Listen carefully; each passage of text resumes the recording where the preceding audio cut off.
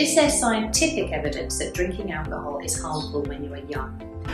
Absolutely, no doubt about it. The brain in particular is still developing until the early 20s, and it's very susceptible to alcohol. So things like memory, attention span, decision making, these are all very, very influenced by alcohol.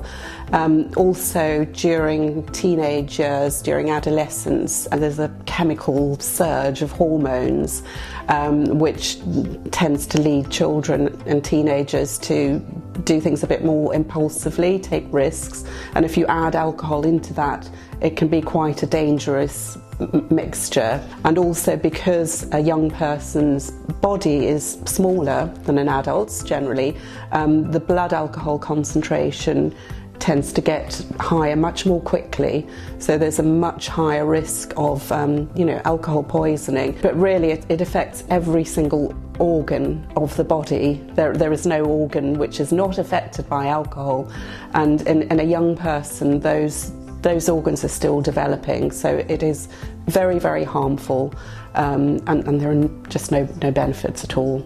What are some warning signs that a young person may be developing a drinking problem? There are the obvious ones. If you have a teenager and you ever smell alcohol, or they're taking, eating mints a lot or brushing their teeth a lot, that could be a sign, but usually look out for signs such as, moodiness, irritability, not coming back when they say they will come back, or just going straight into their room. Those could be signs, but, equally being moody and irritable is something that is quite common with teenagers. So I'd say just check in, listen in to your children, know what's going on, and be supportive, because it could be a whole range of other mental health issues, not just drinking. How can peer pressure be addressed when it comes to alcohol use in young people? First and foremost, it's important to recognise that peer pressure is a really strong factor.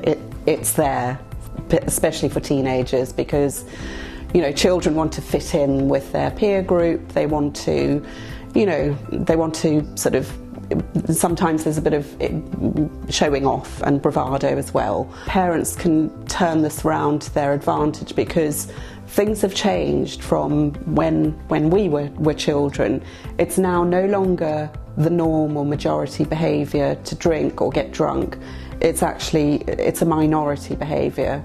So, if you can play that into your conversations, that it's actually not what everybody does. That's turning it around and using social norms in the right way.